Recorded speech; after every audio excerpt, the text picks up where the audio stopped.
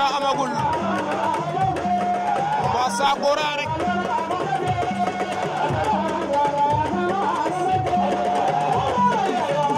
Mame Ndour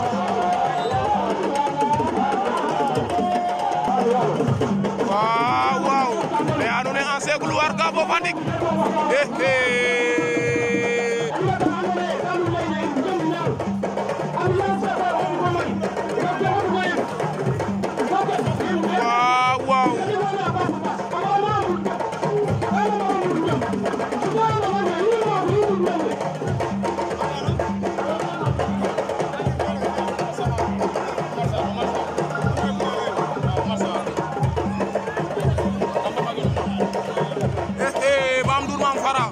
Mame Ndour Mame Fara Mame Ndour a mafa Mame Fara